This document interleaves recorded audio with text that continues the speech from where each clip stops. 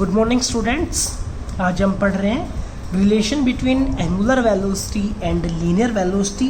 Last video के अंदर हमने एंगुलर वेलोसिटी निकाली थी, तो एंगुलर वेलोसिटी किसके बराबर आई थी हमारे पास, omega that is equals to del theta by del t, यानी कि चेंज इन एंगुलर डिस्प्लेसमेंट पर यूनिट टाइम।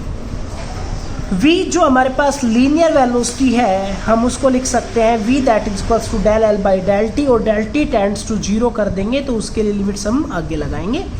डेल एल की वैल्यू किसके बराबर हो जाएगी, v इंटू डेल टी के बराबर हो जाएगी, ठीक है।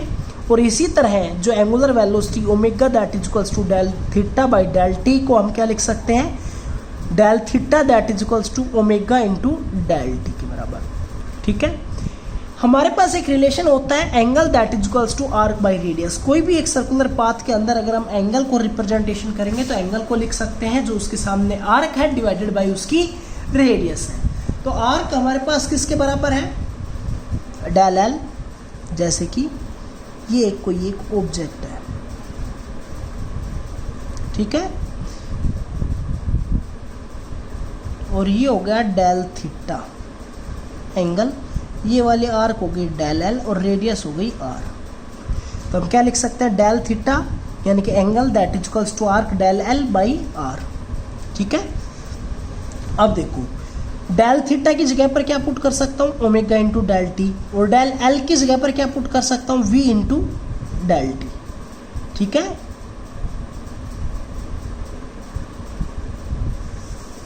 डिवाइडेड बाई आर हो आएगा भाई यहाँ पर, ठीक है। डेल टी से डेल टी कैंसिल आउट, तो v किसके बराबर बच गया, omega that is equals to v by r, और v को क्या लिख सकते हैं, इस r को इधर भेज देंगे तो r ओमेगा के बराबर लिख सकते हैं, ठीक है।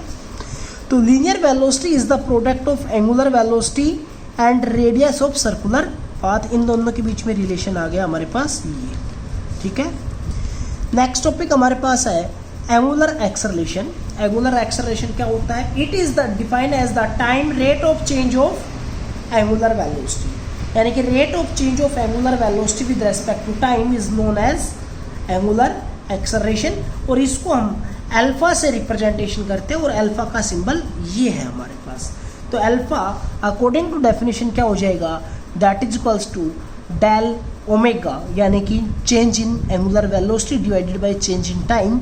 लेकिन अगर टाइम हमारे पास दैट इज नियरली जीरो के बराबर होगा तो हम उस टाइम के ऊपर लिख सकते हैं alpha that is equals to d omega by d t. Unit of angular acceleration क्या होगा, ओमेगा की यूनिट क्या आई थी, रेडियन पर सेकंड, और एक सेकंड यहाँ पर हो गया इसलिए इसकी यूनिट क्या हो जाएगी, रेडियन पर सेकंड स्क्वायर के बराबर।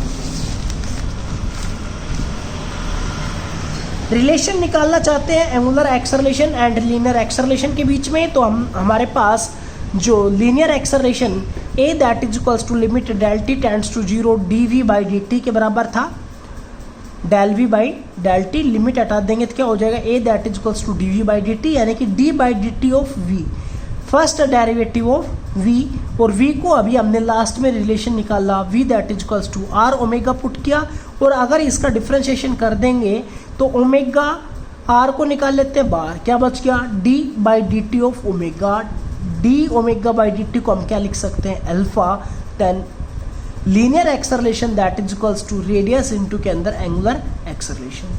The linear acceleration is equal to the product of angular acceleration and radius of the circular path. Next topic है यूनिफॉर्म सर्कुलर मोशन। हम यूनिफॉर्म सर्कुलर मोशन के अंदर कब कहेंगे, an object is said to be in uniform circular motion if it will move with constant speed. Circular path के अंदर कोई एक ऑब्जेक्ट कांस्टेंट स्पीड से मूव करता है तो वो किसके अंदर कहलाएगा, यूनिफॉर्म सर्कुलर मोशन। और it covers equal displacement along the circumference in equal interval of time. Equal interval of time के अंदर सर्कमफ्रेंस के अकॉर्डिंग अगर वो इक्वल डिस्टेंस ट्रेवल करता है तो वो क्या कहलाएगा, uniform circular motion. Next term है time period.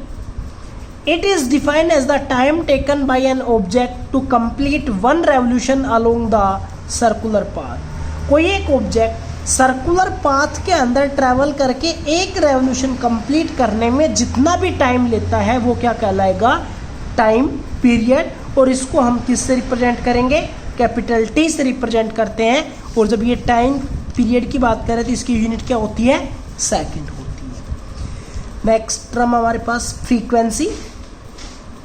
It is defined as the number of revolutions covered by object in 1 second. 1 second के अंदर कोई एक ऑब्जेक्ट कितने रेवोल्यूशंस कंप्लीट करता है, number of revolutions complete by an object in 1 second is known as frequency. It is represented by nu, और इसका symbol जो होता है वो इस तरह का होता है। तो nu that is equals to 1/t से भी हम रिप्रेजेंट करते हैं, और इसकी यूनिट क्या होती है, हर्ट्ज, और 1/t टी की क्या होती है, सेकंड, ऊपर लेके जाएंगे तो क्या हो जाएगा, सेकंड इनवर्स भी हम बोल सकते हैं। Relation between angular velocity, frequency and time period के बीच में क्या रिलेशन होता है, तो अभी हमने पीछे पढ़ा था omega that is equals to angular displacement divided by time taken. Angular displacement किसी एक सर्कुलर पाथ के अंदर किसके बराबर होगा, 2π के बराबर होगा। Then omega that is equals to 2π/t। क्यों, ये मैंने 2π ही क्यों लिया, क्योंकि टाइम को क्या लिया है, टाइम पीरियड, एक रेवोल्यूशन करने का टाइम पीरियड लिया है, तो एंगुलर डिस्प्लेसमेंट भी क्या होगा, 2π के बराबर होगा, यानी कि 360 डिग्री के बराबर होगा।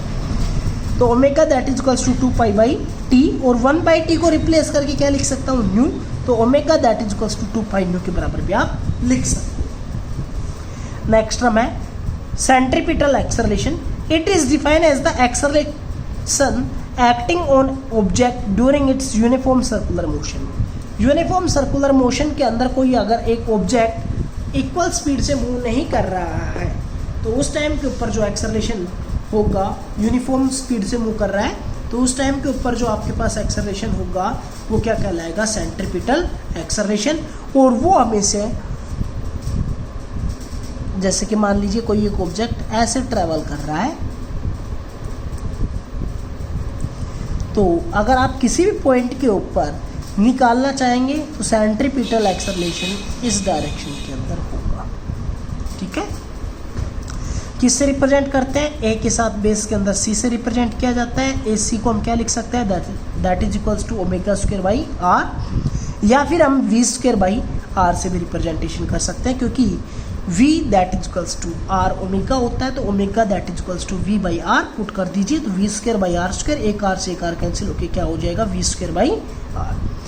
टेंजेंशियल एक्सेलरेशन क्या होता है, it acts along the tangent to the circular path and is in the plane of circular path. Tangent drawn कर देंगे सर्कुलर पाथ के ऊपर, तो वो क्या हो जाएगा, टेंजेंशियल एक्सेलरेशन सर्कुलर पाथ के अंदर। It is represented by 80।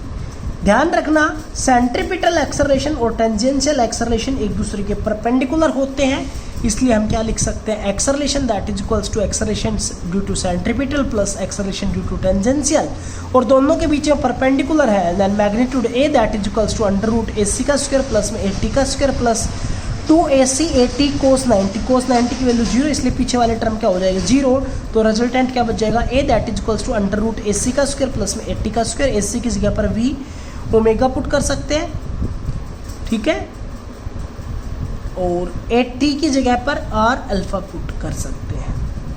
Thank you.